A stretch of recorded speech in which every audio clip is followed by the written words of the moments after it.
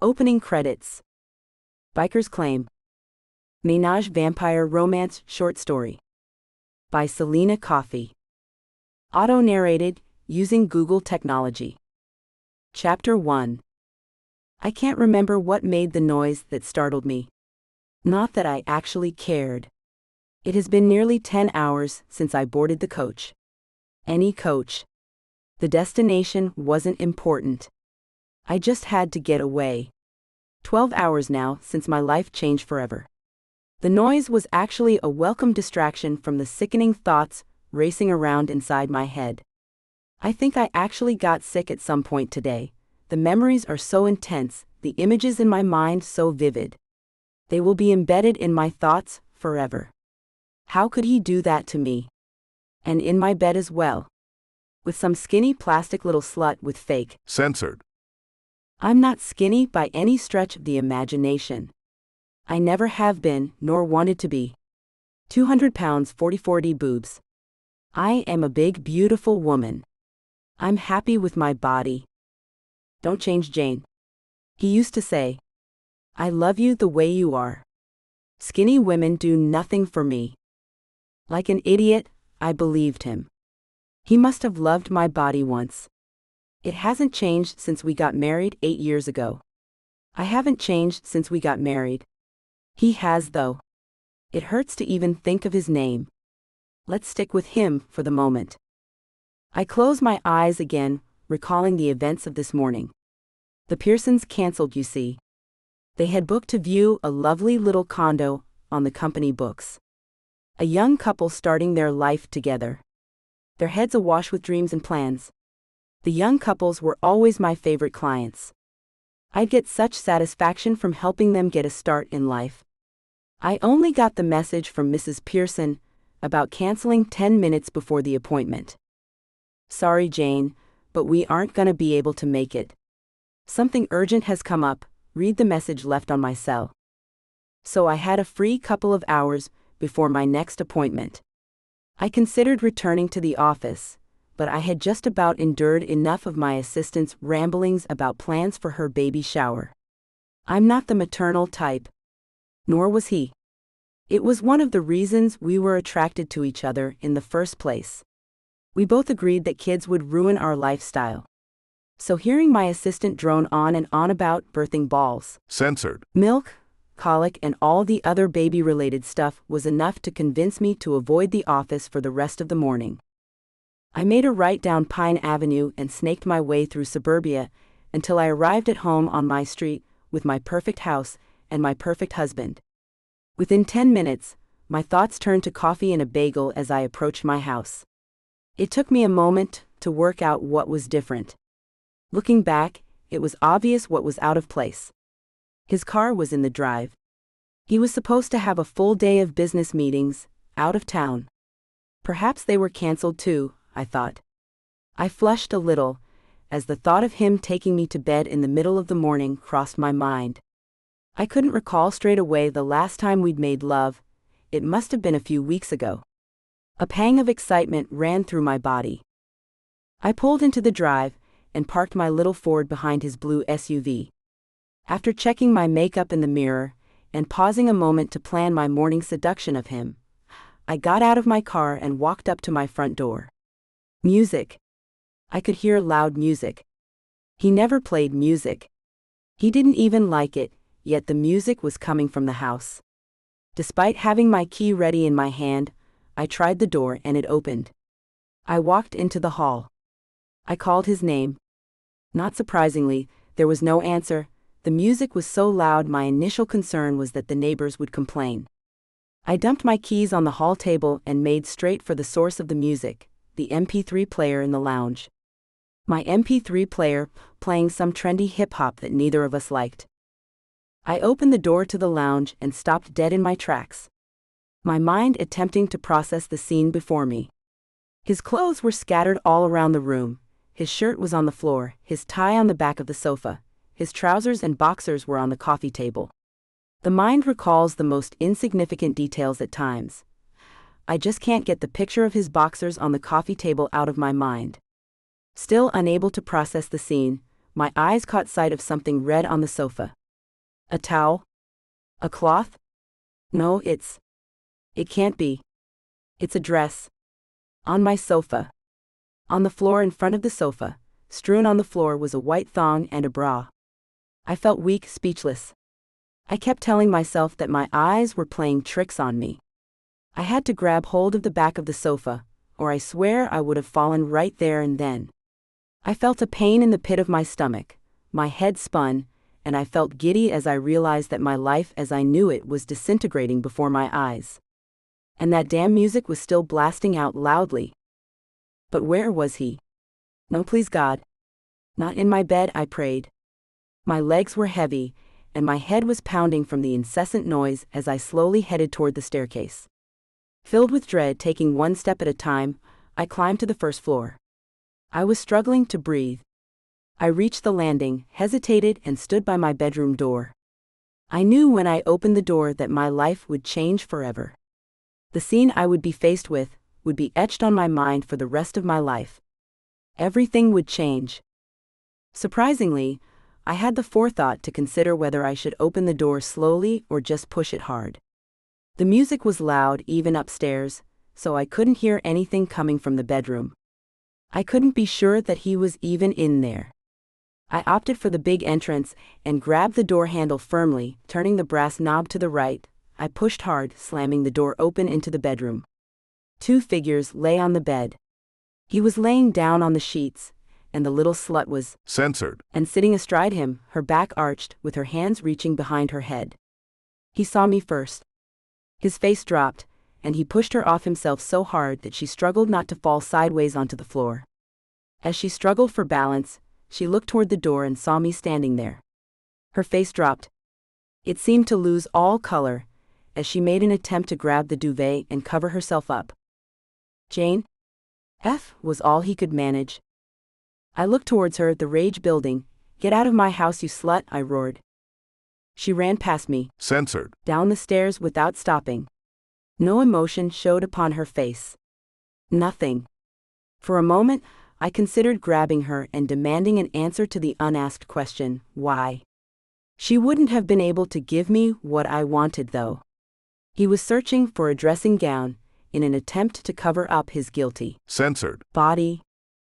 Leave it, I shouted, causing him to stop his search and look directly at me. Jayne, I can explain, was the best he could muster, looking like a rat caught in headlights. You can explain. You can explain, I replied, still shouting over the damn music. How the F can you explain this? This can't be just explained away, you bastard. She meant. He started to reply. Don't you dare give me the she meant nothing to me line, I replied, cutting him off mid-sentence. I had to turn the damn music off. I needed to think. I turned and ran down the stairs and into the hall, just as she was coming out of the lounge, fixing her slutty dress that just about covered her modesty, and carrying her underwear and bag. I opened the front door, and she made a dash for the exit. As she was half running out the door, I shoved her so hard that she lost balance and fell in a heap on the path. She let out a scream as she fell. I never spoke a word to her. I just closed the door and went into the lounge to turn the MP3 player off. Silence. The silence didn't sit right with me either. I was angry. Well, angry doesn't even come close to how I was feeling. I heard him call down from upstairs. Jayne? We need to talk about this. I needed to get out of there, to get away and think. I couldn't face him. I grabbed my bag and ran out the door. Screw you, I muttered as I ran out, not even sure if he heard me. Like an idiot, I forgot to pick up my keys from the hall table.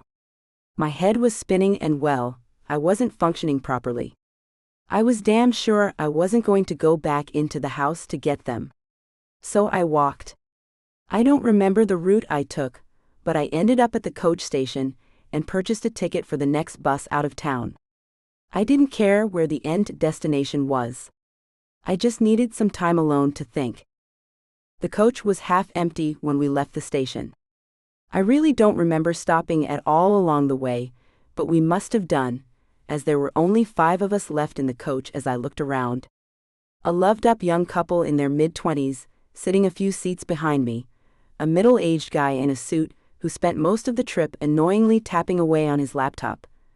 A sales representative of some sort, I figured. And finally, sitting in the back of the coach was a slim young girl, must have been early 20s, with badly dyed bleach blonde hair. I didn't know her, but I hated her. "Damn sorry folks, but we seem to have a problem. I'm gonna have to pull off the highway for an unscheduled stop," the coach driver announced, a few moments after the bang that startled me. "Where are we?" asked the sales rep, looking up from his laptop. "Haverford. We'll be as quick as I can, then I will get you on the way again." I didn't actually mind. I checked my watch. Just before 11 p.m. I could use a drink and a proper toilet anyway, I thought. I hated those little cubicles at the back of coaches. I know they have a door and plastic walls, but I still feel like everyone can see me pee. In any event, I'm sure they can hear me.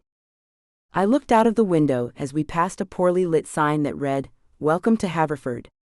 I still can't see Haverford though. Everything is covered in blackness, but I can tell we are off the main highway, as there is no traffic and the road noise has reduced to a dull whine, indicating a poorly maintained back road. But I could just make out a streetlight ahead in the distance, and what appeared to be a few buildings with lights escaping from behind closed curtains. The coach appeared to be running smoothly as we approached the lights. "What's the problem anyway?" asked Laptop Man. "I think it's the radiator. The temperature gauge is rising fast." "I'll be as quick as I can," the driver replied, not looking back, but keeping his eyes on the building in front of him. We pulled into a gravel area in front of a large wooden building. "May as well make use of the facilities, folks," the coach driver announced, and he opened the coach door and headed towards the largest building. The sign above the door needed painting. It had seen better days, but I could just make out the words, "Haverford Motel and Bar." I stood slowly, glad of the chance to stretch my legs, and made my way to the front of the coach. Everyone aboard followed, the loved-up couple looking around as if they had no clue what was going on or where we were. I headed toward the door of the motel, gingerly, as the blood began to circulate in my feet once again. I couldn't see anybody around at all. There was no sign of life, apart from my fellow passengers. But it was late at night, in a small town in the back end of nowhere, so I wasn't overly surprised. I opened the door of the motel and stepped inside. Chapter 2. The reception area of the Haverford Motel resembled the reception area of any low-budget redneck motels around the world. Furniture from the 80s decorated the space. An old-fashioned computer sat atop the counter with one of those green screens, and a blinking cursor that I saw once at the movies. There were even one of those antique credit card swiping machines that I recalled from my childhood, sitting on the counter. It was clean enough though, if a little dusty. A vending machine with a light on the blink stood in the corner of the room, boasting delicacies consisting of crisps and chocolate. The full rack of keys behind the counter told me there were no guests staying here. All the keys were neatly hanging in rows with none missing. It must be a quiet time of the year, I pondered. The reception area, whilst not large, had 4 doors leading away from it. One leading outside, where the other passengers were now trudging in through. One to the left, with a hand-painted sign saying guests only. I guess this led to shoddily furnished, cheap, rent-by-the-hour rooms. Laptop Man walked into the reception area and headed straight through a door with restroom crudely hand-painted in white on the front of it. Lastly, there were double doors wedged open with some logs that lead to a large bar area with a wooden floor. I caught a glimpse of a girl behind the bar, brown hair, slim, plain-looking with a friendly face. Your average country girl. She was deep in conversation with the coach driver. I couldn't hear what they were saying, but their mannerisms were a little strange, verging on nervous. I assumed that this place was some random backwater town, which we arrived at by chance. But they were deep in conversation, chatting as though they had known each other for years. Whilst this seemed a little odd, I didn't think any more about it. Perhaps they were just the friendly types that can start a conversation with any random character they meet. I was the last person from the coach to enter the bar area, apart from Laptop Man. My other travel companions were standing at the bar, except Miss Loved Up, who sat at a table by the window waiting to be brought a drink by Mr. Loved Up. Everyone else was loitering at the bar, queuing to be served. I patiently waited my turn. The coach driver finished his drink and got up from the bar stool. "So how long are we going to be here?" I asked as he walked past me, heading toward the door.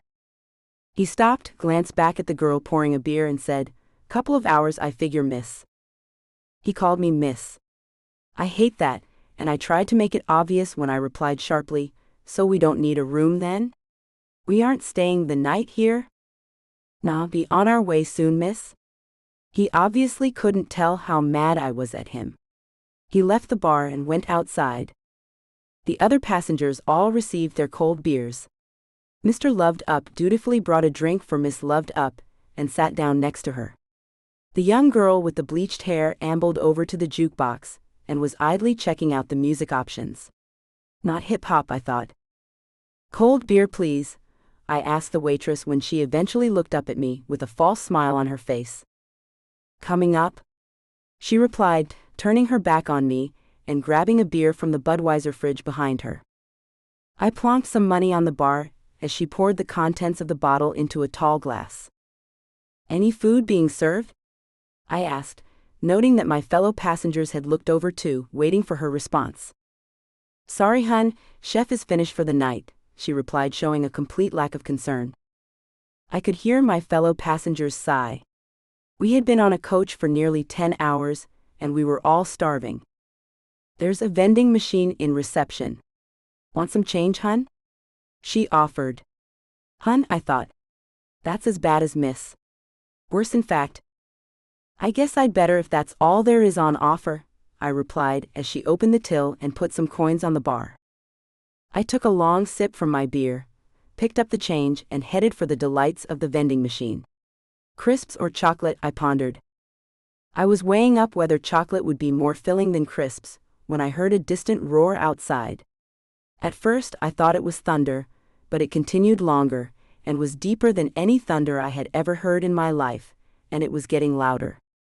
So loud, in fact, the door to the motel shook a little. I walked over to the door and looked through the grimy glass pane towards the car park.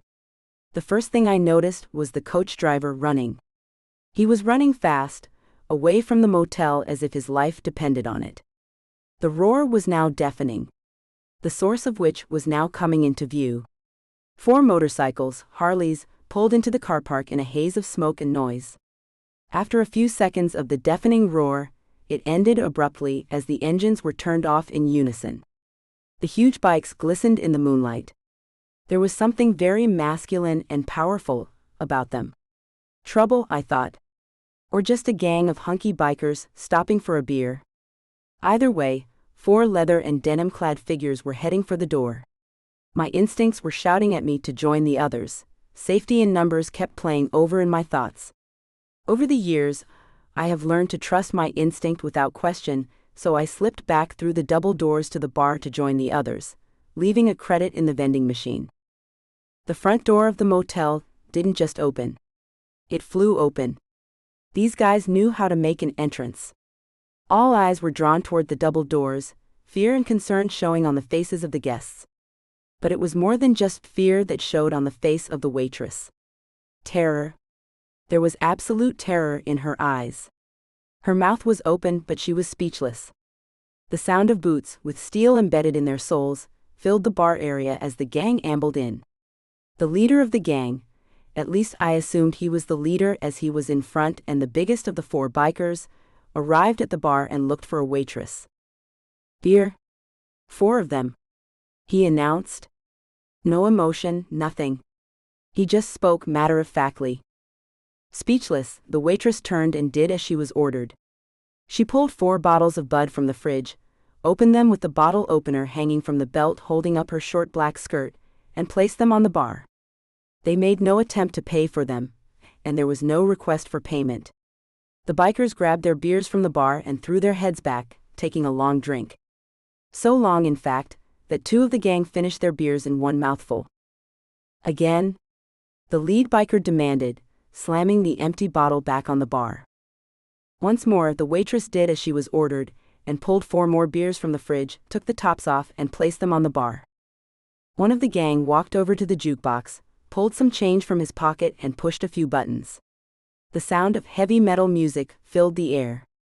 He then casually walked back to the bar to join his friends. I sat staring at them, not obviously, just stealing the odd glance to try to judge their manner, their intentions. The leader was a very big man. Well over 6 feet, stocky and unshaven, with dark hair and eyes. There was something very enticing about him, sexy in fact. He oozed power, and had an aura that demanded attention. Large dark eyes that transfixed your gaze. The other 3 bikers were a little shorter, but not by much. They all looked weather-beaten and tanned. The result of a life on the road, I figured. The other guests were sneaking the odd look at them, while trying to avoid eye contact. My mind flashed to a scene from one of my favorite fantasies. The waitress came out from behind the bar and walked purposefully towards the double doors, a look of fear still etched on her face. My eyes followed her as she walked out of the bar. Must be heading to the restroom, I guessed, as she turned right in the entrance hallway. Her manner indicated that she knew these guys, feared them even, so I followed her out of the bar. I wanted the lowdown. I could feel all eyes in the room following me, but nobody said anything. And even if they did, I wouldn't have heard them over the sound of Motorhead now screaming from the jukebox.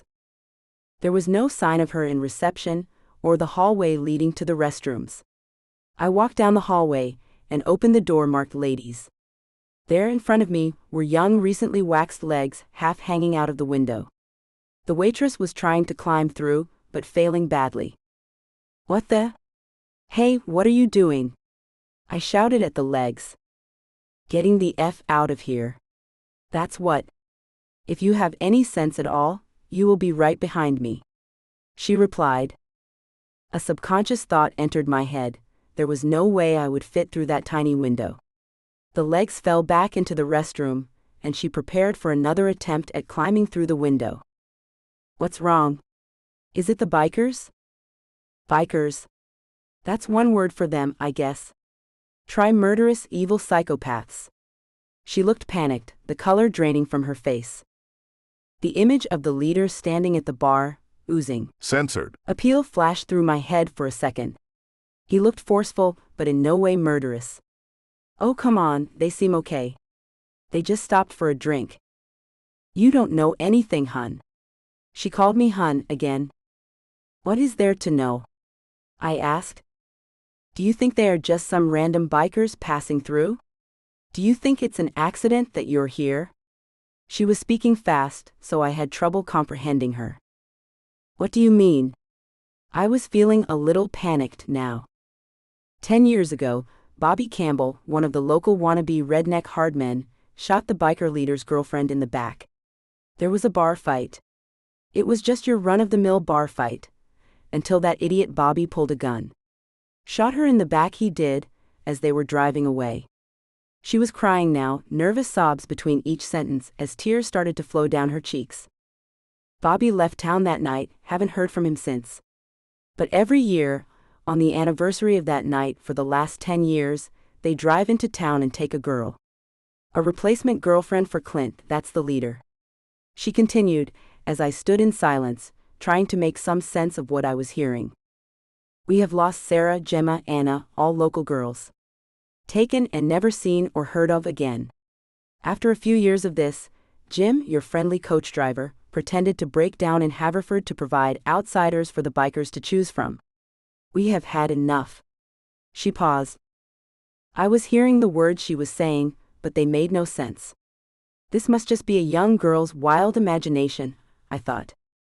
You honestly expect me to believe this? You're talking madness. I was shaking my head. The crash made us both jump. Startled, I turned to see a biker standing at the door, which was now hanging off its hinges. Standing in the doorway, beer in one hand, was Clint. Ladies, you're missing all the fun. Chapter 3.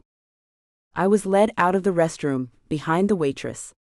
Clint, the apparent murderous, revengeful leader of the strange biker gang, walking casually behind us. We walked through reception into the bar. The girls from the coach were standing by the bar. Miss Lovedup was sobbing. The slim young girl had her head down, staring at the floor. I took my place tentatively at the bar behind the waitress. One of the bikers stood over us. The two guys, Mr. Lovedup and Mr. Laptop Man, were sitting at a table in silence, one of the bikers standing over them. Clint moved to the center of the room in silence, yet demanding attention. All eyes were on him. God, he was handsome. Well, folks, it's that time of the year again. Time to take what's owed. Clint glanced over towards the bar. You can never really control your thoughts. Despite the waitress's story of horror and revenge, I was staring at the powerful man standing there. I couldn't help feeling some empathy for him. I had lost my husband today, but not in the way Clint had lost his love. Taken away from him by some drunken redneck in a moment of madness, if you believed the waitress's story. I was memorized by Clint. I should be scared. I knew that, but I wasn't. In some strange way, I felt a need to help this man. Clint continued, "This town took something precious from me. Something that can never be replaced. Every year, I return searching for it. Every year there is disappointment. I grow tired of this. But you owe me." Clint's voice was getting louder. He was on the verge of shouting but showed no sign of violence. Clint gazed at the bar. 4 of us lined up like cattle waiting to be purchased, but not able to comprehend our fate. It's time to choose. I noticed the waitress staring at the doors, judging whether she would make it if she made a run for it. Clint walked over and stood in front of Miss Lovedup. She was still whimpering, sheep eye makeup smeared around her eyes. She was wearing denim shorts and a red top straining under the pressure for her bosom. "What's your name?" Clint asked casually, running his eyes up and down her body. Emma. She managed to reply. Clint moved on to the slim young girl who I hated instinctively for what she represented. If I were the betting type, my money would be on her getting chosen. Pretty face, small pert. Censored. And a young body to die for, covered in a short purple dress. She was the obvious choice. The perfect trophy girl for the leader of a biker gang. "And your name?" Clint asked, running his hands through her long blonde hair. "Claire," she muttered, too scared to look up and meet his gaze. Clint moved on and stood in front of me. He towered over me. The musky smell of engine oil and grime overpowered my senses. A manly smell, I thought. Unlike the younger girls, I dared to meet his gaze. He needed a shave, but the stubble added to his presence. His perfect teeth verging on a smile. Deep brown eyes that demanded obedience. I was transfixed. I felt giddy, expectant. Strangely, for a moment, the thought of being chosen actually excited me. "Jayne?" I stated before Clint had a chance to ask the question. He never uttered a sound. His eyes moved up and down my body. I had been wearing my short green dress all day. I hardly looked a picture. I wore no makeup, most of it washed away following the events earlier today. Clint's gaze stayed on my Censored. His gaze never moved. It seemed like minutes, but it was no more than a few seconds. Long enough, though, for me to feel the blood rush to my Censored.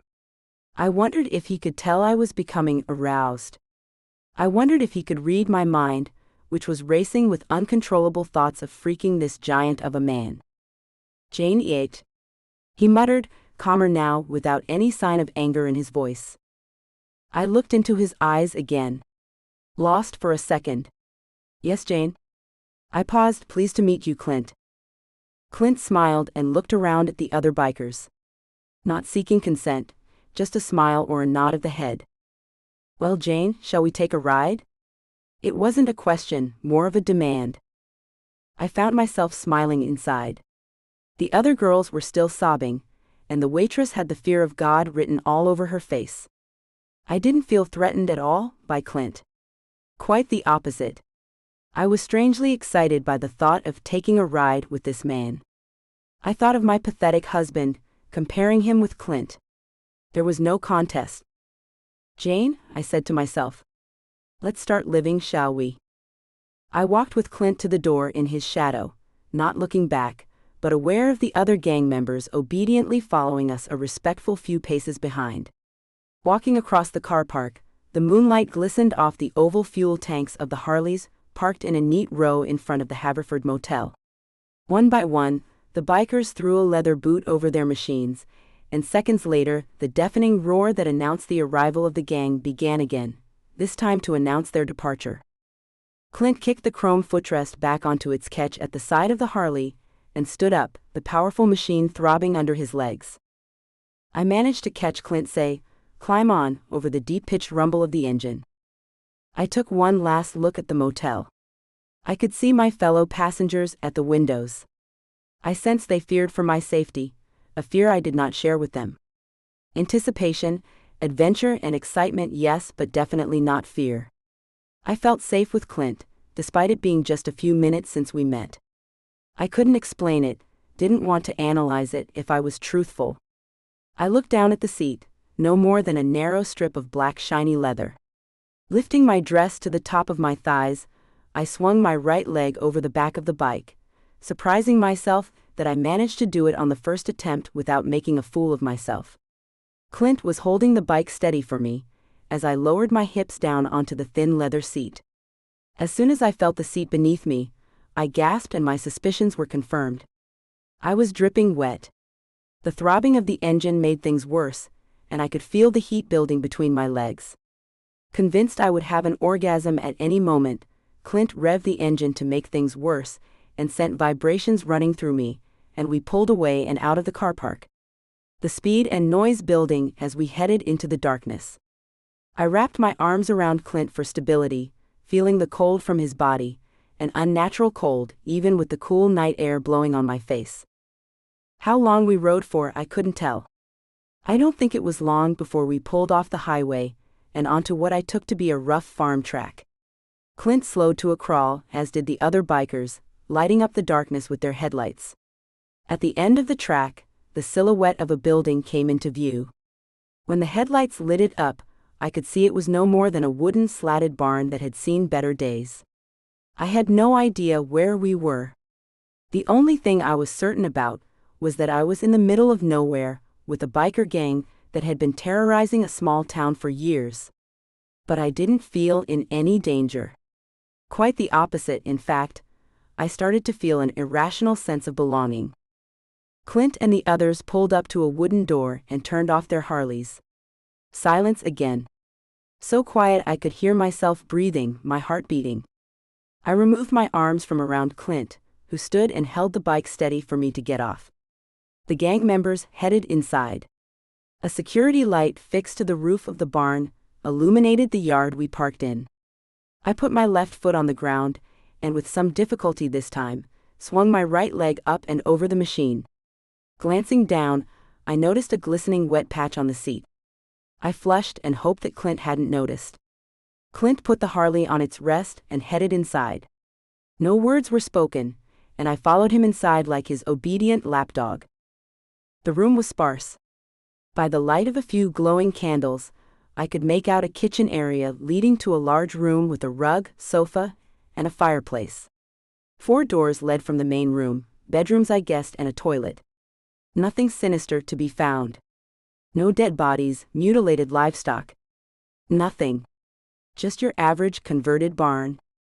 The gang members disappeared through one of these doors, leaving just Clint and myself in the main room. Clint sat on the sofa and looked up at me. "Jayne?" he begun. "I guess you know about us?" I looked down at him. "Only what some crazy waitress told me about you. How you terrorized the town, taking their women." Clint laughed, a deep laugh showing his perfect teeth again. "Well, some of it's true. Probably all of it. The love of my life was taken from me, shot in the back like an escaping animal.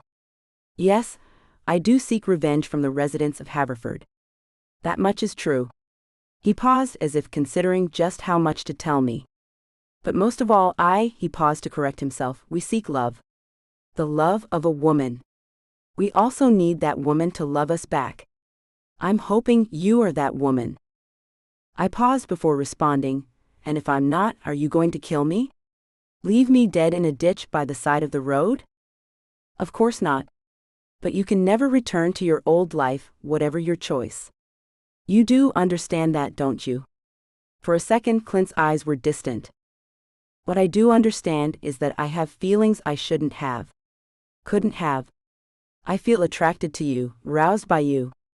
I should be heading for the door, and running as fast as I can. I can't offer an explanation for that. What I don't understand is why me. There were two young slim girls with firm, censored, and a pert ass to choose from. Why not pick one of them? I waited for his answer.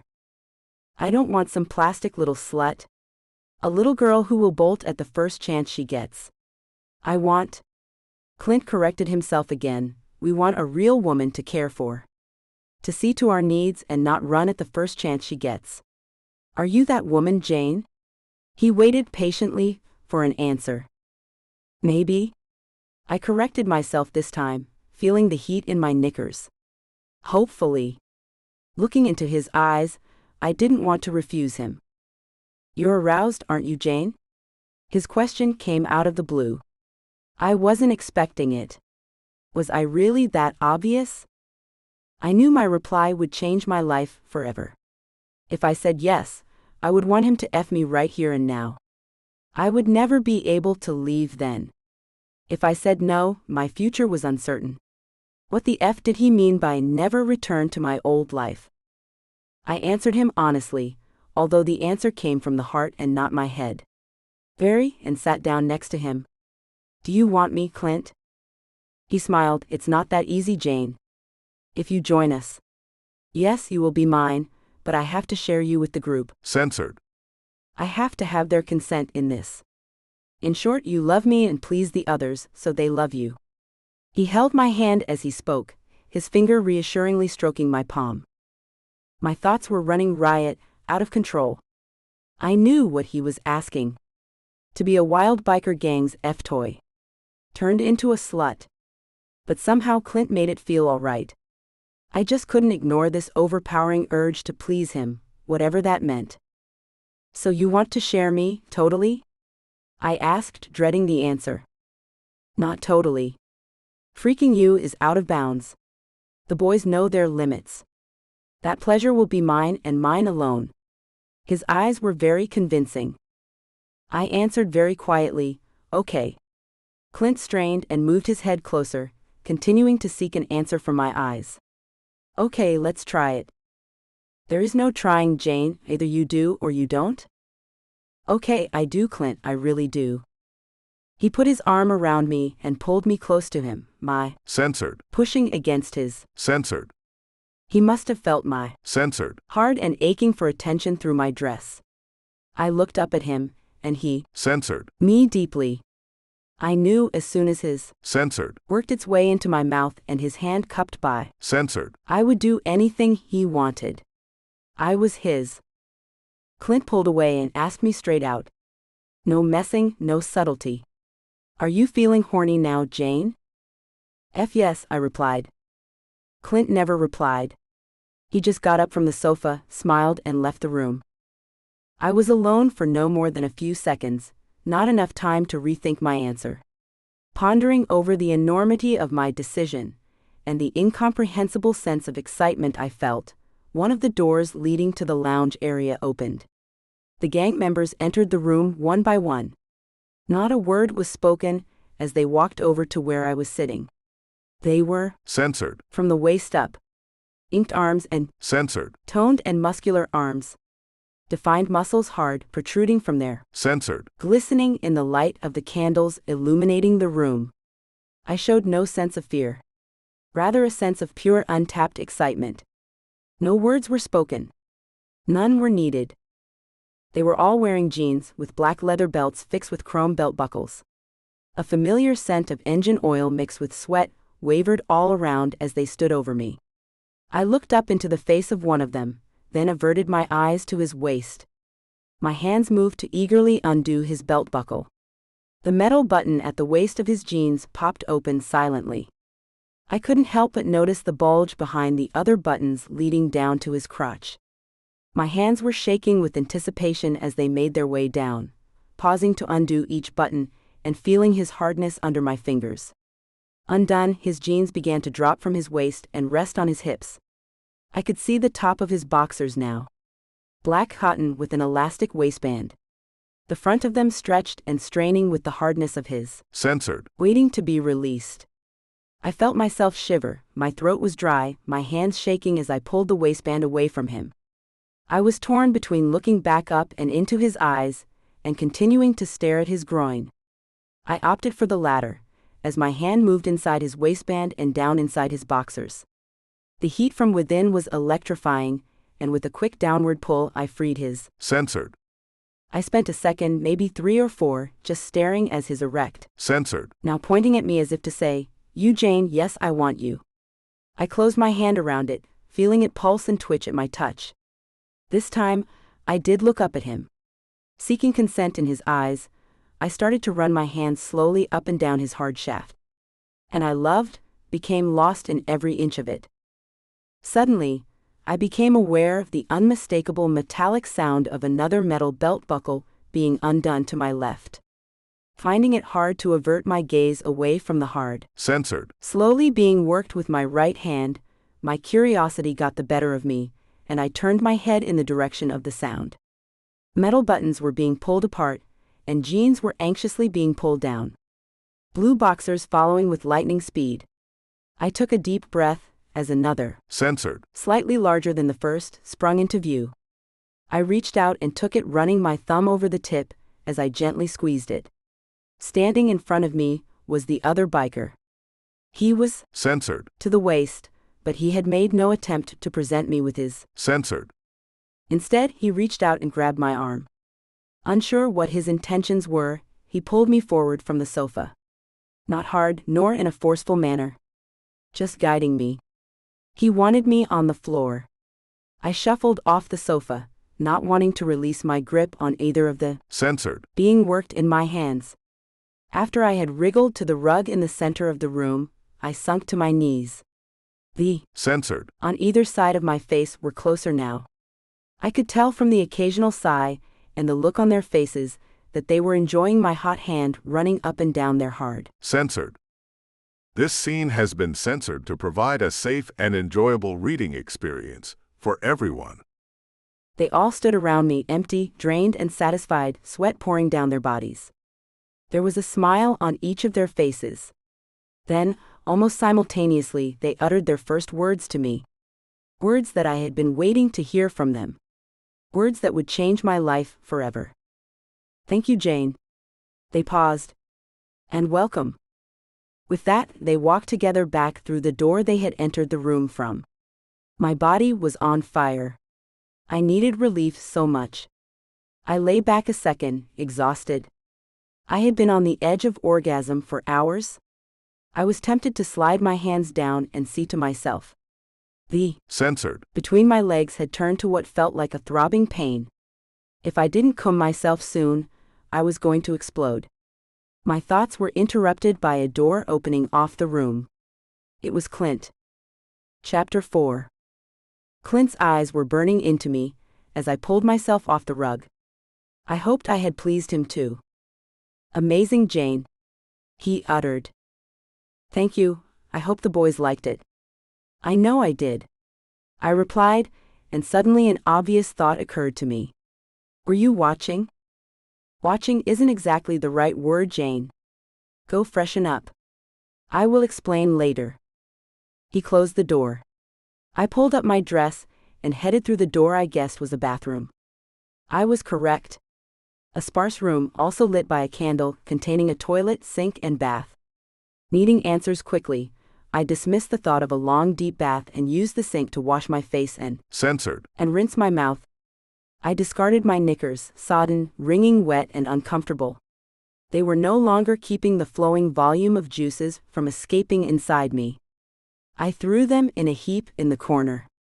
Wearing just my dress, still sticky and damp in places where the gang's cum had dripped onto it, I made my way to Clint's room. Unsure if I should knock, I hesitated at Clint's door for a second. "Come in, Jayne." Clint's voice was muffled and slightly distorted by the door. I opened the door and walked in. Again, a single candle just managed to light the room. This was another sparsely furnished room, consisting of just the bare essentials: a bed, wardrobe, and a chair. Clint was casually laying on the bed, looking up at me. His censored torso muscular and inked. "Well, you have won the boys over, Jayne?" he announced with a smile across his face.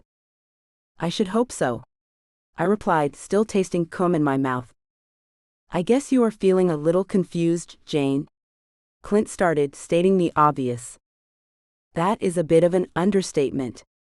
Yesterday I was your typical boring suburban wife, with a husband to care for," I began. "Now I feel like a slut the biker gang used for pleasure. What has happened to me, Clint?" A moment of concern crossed Clint's face. "Nothing has happened to you, Jayne. Nothing that you didn't want to happen to you. Have you been forced to do anything against your will? Do you want to return to your old life? It can be arranged, you know." "That person on the floor in there nearly gangbanged," I started. "That's not the me from yesterday. Maybe in my fantasies I censored to be treated like that every now and again. But this is real life." "Real life, Jayne? What is real life?" "This is real. Different to yours, but real all the same."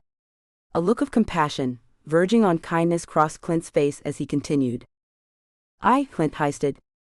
"We were robbed of the one thing that bound the group together. Taken away from us by some small-town redneck bastard. For years we have sought revenge on Haverford.